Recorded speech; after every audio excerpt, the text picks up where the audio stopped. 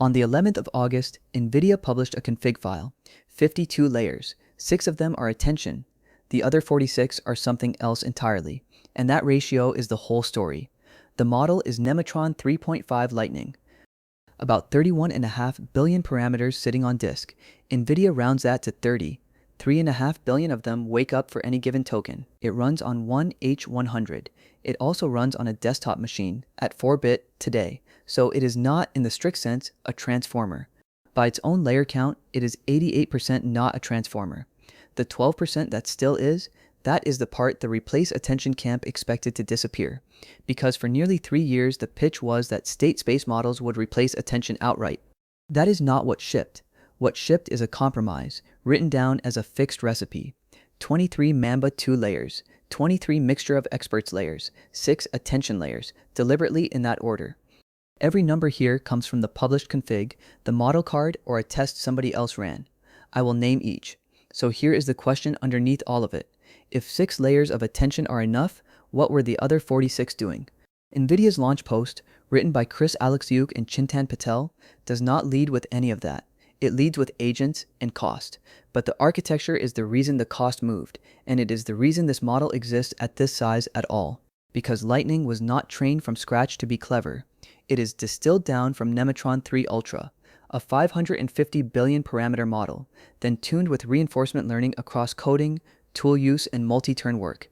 Attention has a running cost the spec sheets leave out, and it has nothing to do with how smart the model is.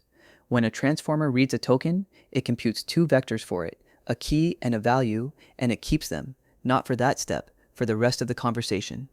That store is the key value cache. It grows with every single token in every single attention layer, and nothing in it ever gets thrown away. And you can compute exactly what it costs here, because NVIDIA published the shape. 2 key value heads, head dimension 128, 16-bit numbers. That works out to 1 kilobyte per token, per attention layer, which sounds like nothing, right up until you multiply it by both of the numbers that matter.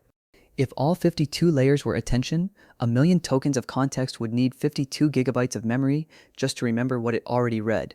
52 gigabytes before a single new word gets generated. And that is per conversation, not per server. 10 users holding long context means 10 of those, side by side on the same card. None of that memory is doing new work. It is what remembering costs. Therefore, the interesting question stopped being how to make attention faster and became whether you need to keep all of it at all. In December 2023, Albert Gu at Carnegie Mellon and Tri Dao at Princeton published an answer, and it came out of control theory.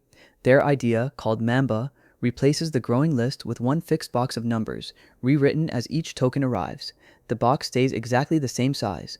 Token 1 and token 1 million update exactly the same amount of memory.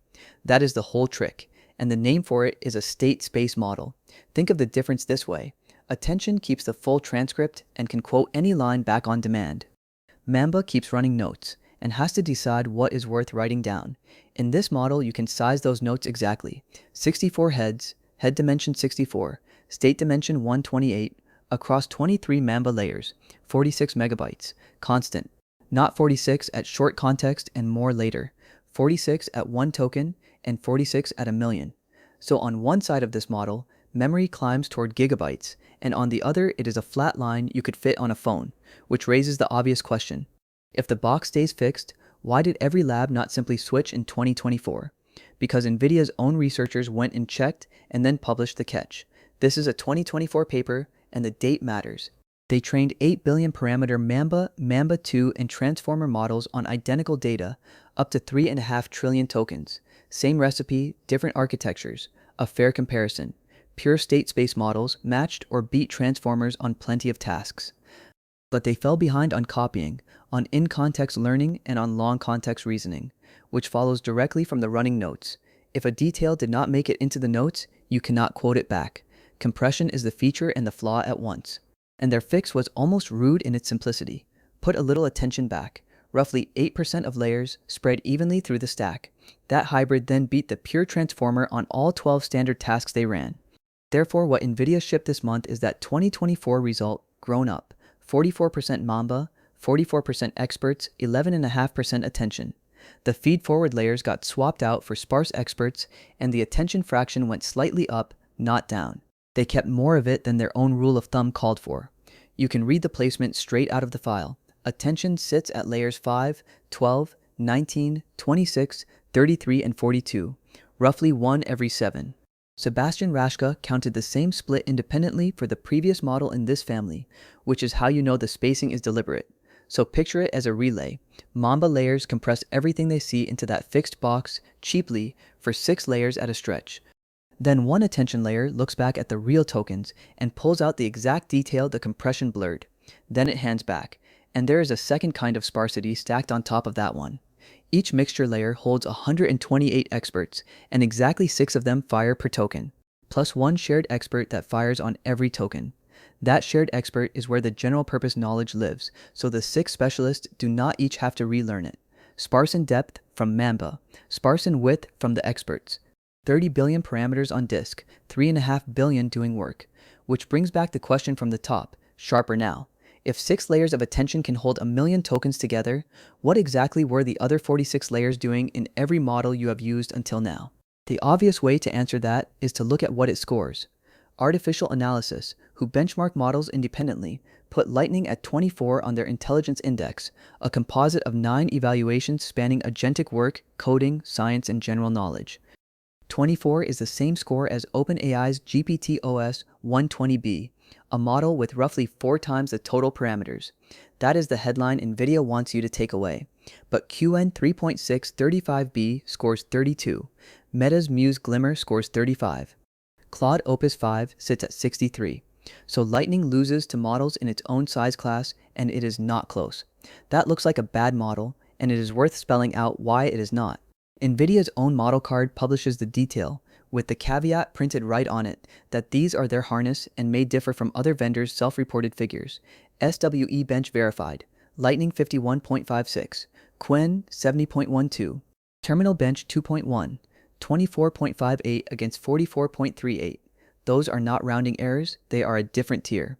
On coding and terminal work, the bigger, longer thinking model is simply better, and no architecture argument changes it. But look at what sits next to those rows. On Pinchbench, an agentic suite, Lightning reaches 85.37 against Qwen's 88.07, nearly level, at a fraction of the active parameters. And on GDPval, an economically grounded agentic test, Lightning's Elo of 832 beats Nemotron 3 Super's 746, a model from its own family at about 4 times the size. On long context reasoning, it scores 52 against its predecessor's 32, which is the number to watch, because long context is precisely where the Mamba half was supposed to hurt it. It did not. So it loses badly on hard reasoning and beats much larger models on agentic work. That is not a contradiction, it is a design choice, and the mechanism is worth spelling out, because this is the question people keep asking about this model. A composite intelligence score rewards 2 things Lightning deliberately did not buy. The first is raw knowledge capacity, and that scales with total parameters, not active ones. 30 billion cannot hold what 120 billion holds. You can see it directly in the rows. On the knowledge benchmark, it scores 17.5. On the hardest reasoning set, 11.7. Those are the scores of a small model, because it is one. The second thing is thinking time. Reasoning models climb these indexes by generating more internal tokens per question. Artificial analysis found Lightning used about the same number of output tokens per task as its predecessor, while gaining 9 points, so it did not get smarter by thinking longer. It got smarter per token. That is a different axis, and the index does not have a column for it. Artificial analysis said it plainly. It sits behind the most intelligent small models in its class, but it is built for a different point on the frontier, and that different point is measurable. Across the same index, Lightning finishes a task in about half a minute. Qwen 3.635B takes about 3.5, GPT-OS 120B about 3.4. Same evaluations, same answers being graded, 7 times the wall clock. That gap is what the 24 bought. Whether it was worth buying depends entirely on what your agent does all day. Therefore, the claim NVIDIA leads with is speed, up to 4 times the output of similar size models. That is a vendor number, so it deserves an audit, and part of it is the quantization. This part is unusual. NVIDIA did not just release 4-bit weights alongside the 16-bit ones, they pre-trained the model in 4-bit across more than 20 trillion tokens using a format called NVFP4. NVFP4 splits a tensor into blocks of 16 values, gives each block its own 8-bit scale, then applies a second scale across the whole tensor. Small blocks mean the scale tracks local detail instead of averaging it away. That works out to about 4.5 bits per value, roughly 3.5 times smaller than 16-bit. And artificial analysis measured the 4-bit version at 24 as well. Same score, a quarter of the memory, which is why this fits on a desk. Through Ollama, it is a 25 gigabyte download, sitting at 26 gigabytes of memory with 250,000 tokens of context loaded. So Siam Pathak, who runs CubeSimplify, pulled it onto a DGX Spark the hour it landed and measured it himself rather than quoting the charts.